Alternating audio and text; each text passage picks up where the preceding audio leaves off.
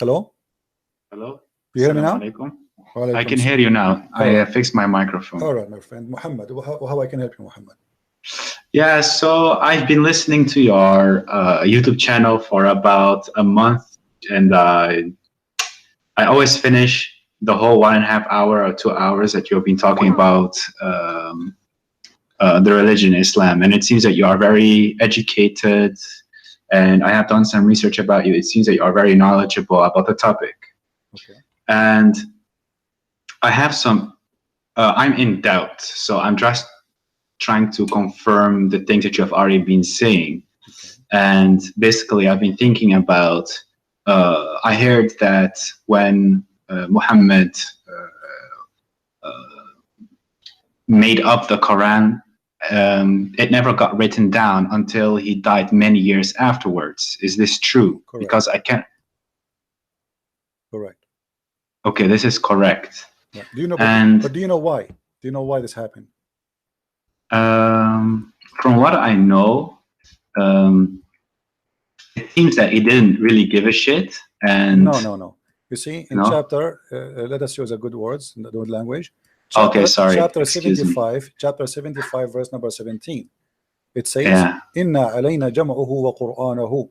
Allah said, supposedly, that it is the duty of Allah to collect the Quran and to recite the Quran, not the duty of any human being. This is why, in the beginning, the Muslims, they never collected the Quran, because simply this was really the duty of Allah. Okay. That's very interesting. Yeah. This is the first time I hear you talking about it as well. I don't Well, I don't talk about everything I know, my friend. I'm like, you know, like go to the library. Unless you touch the book, you open it, you don't see what is inside, right? So you mention a topic, so we go there. So now here you notice here that Muhammad is claiming that the one who collect the Quran, it should be Allah. But this is proof Islam to be false, because never the Quran collected by Allah. Okay. Yeah, I've been trying to reach as much hadith and Quran since I've been listening to you, because every single time I hear you talk, I read the chapter you're giving us, and I'm just like blown away, because right now I'm nearing my 27th birthday, and my whole family is religious, and I don't know anything except Islam. And as I got older and I got more exposed to the internet, and as you said it, you walked for I don't know how many hours to a library to just read a book.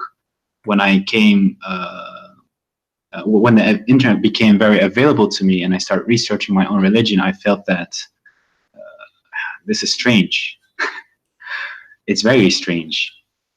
So I'm just trying to collect as much evidence for myself to make sure that. How long you are listening to me today? I listened to you since the beginning of the broadcast. So you saw what happened with this gentleman before you, right? Yeah, Angelo. Okay, what do you think? Let us say if I am speaking to you, not him, from the beginning. What do you think? What is your decision will be after all of this?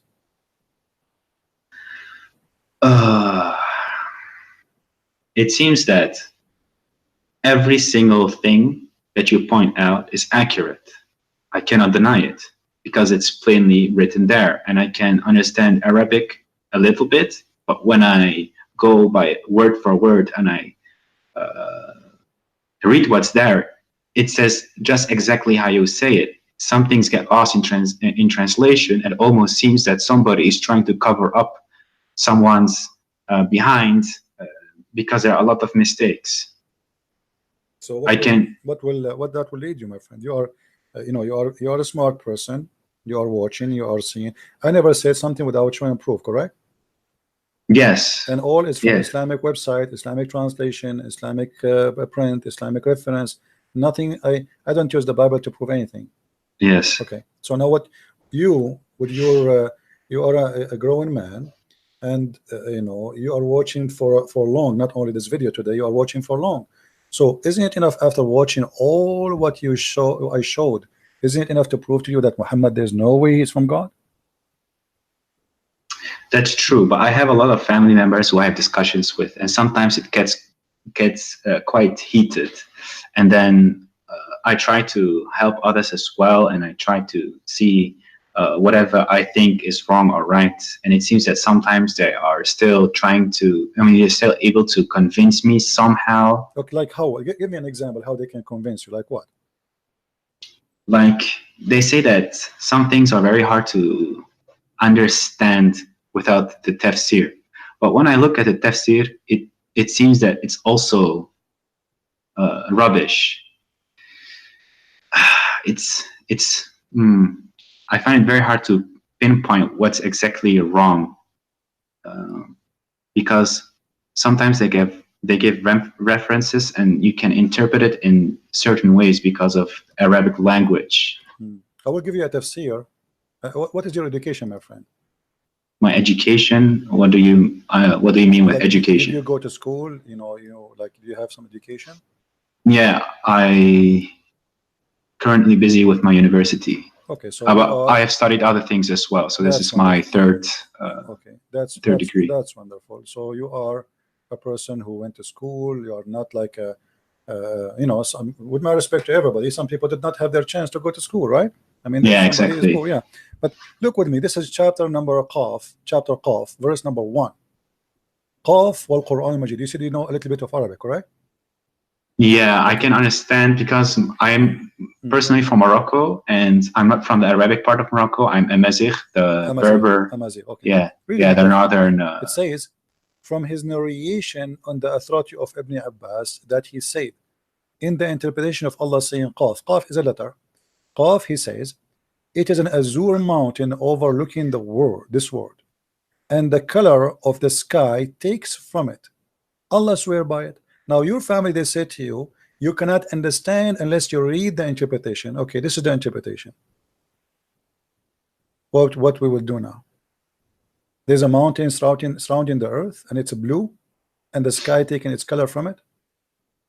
Yeah, this is strange. Exactly how you point out many things. This is also what I stumble upon, and I notice that it's very incorrect and it makes no sense. I don't know what I need to do with this kind of piece of information that somebody spent so much time making this up. Very confusing.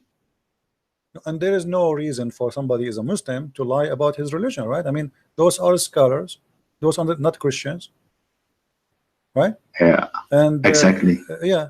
So if we go and have you ever heard of a scholar? His name is Ibn Kathir. Yeah, Ibn Kathir, I know him. Yeah. Okay, who is Ibn Kathir?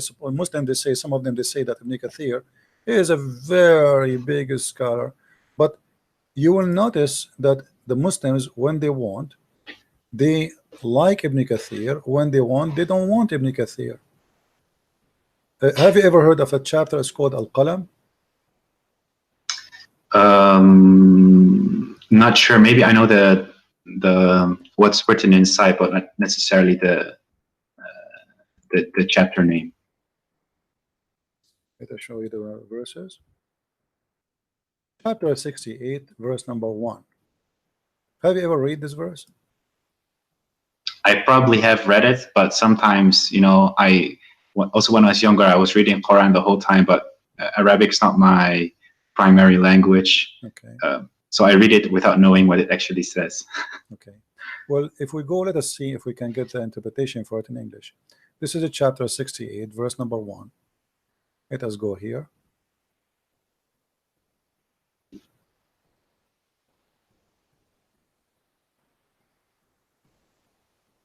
Always take into your consideration that Muslims, they are not giving you a correct, let us say, an honest translation.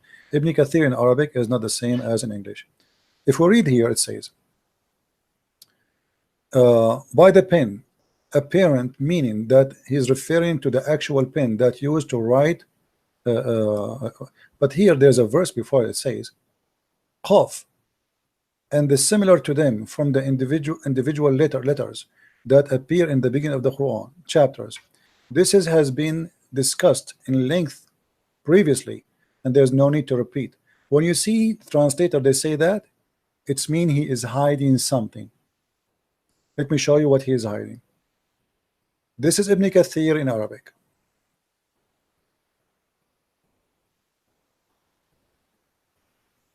It says here, and this is the official government website of the Kingdom of Saudi Arabia.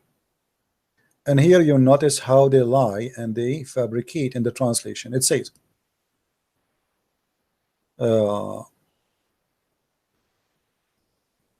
نون هو حوت عظيم على تيار الماء العظيم المحيط. Do you understand what I'm saying, or you don't? Not really. Okay. I catch no ball. Noon is a big whale on the ocean, and he is carrying the 7 earths.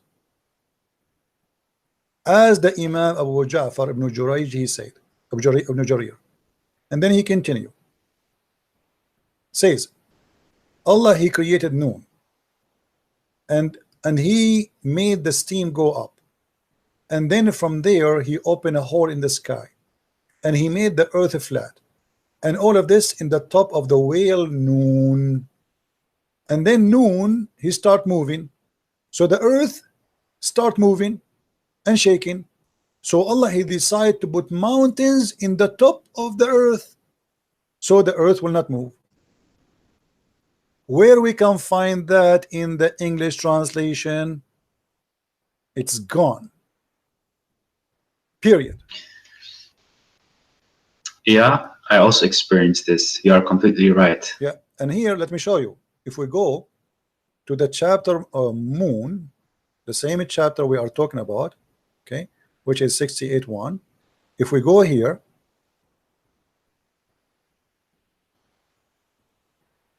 this is why you cannot learn Islam from Muslims, because simply, especially if you don't know Arabic, you know, they fabricate, they don't give you the true answer. Read carefully with me. This is Ibn Abbas. Your family, they say to you, you will understand the Quran only if you read the interpretation, right? Yeah, exactly. Let us read together. And from his narration and the authority of Ibn Abbas, that he said regarding the interpretation of Allah saying Noon. Noon, he says Allah swear by Noon. I mean, that's funny. Allah swear by Noon. Why Allah swear by Noon? People, they swear by something bigger than them, more important.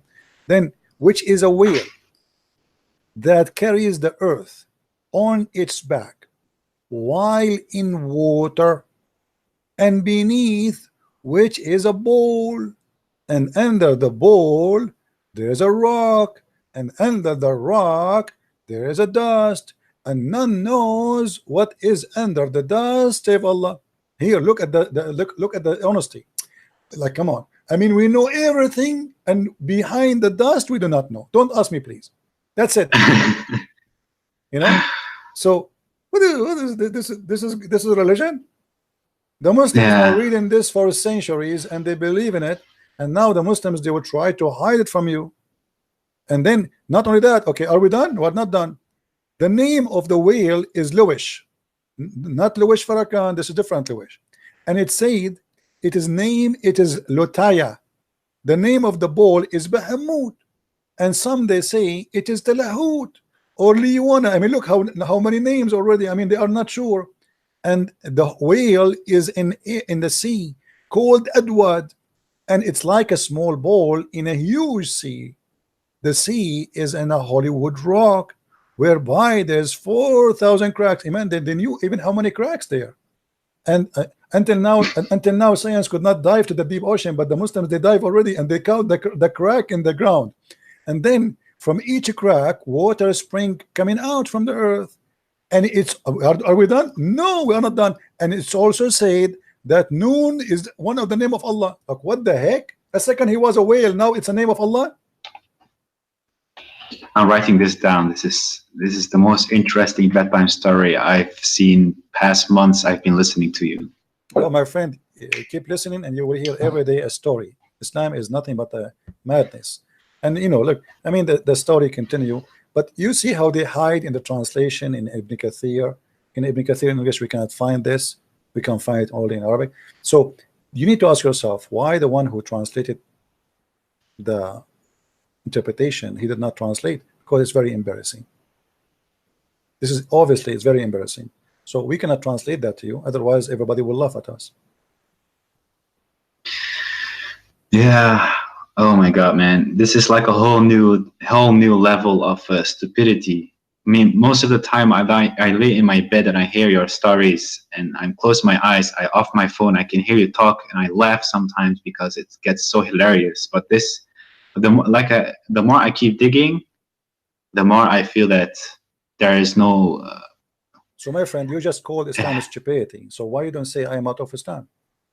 Yeah, I think I just needed this confirmation. Okay, so I think I don't feel Muslim at all. So can you say I am out of Islam?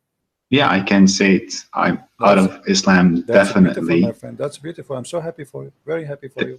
Thank you. Now I want to ask you a question. What do you think about Christianity? You take our failure, you take our weakness, you set your treasure in jars of clay. So take this heart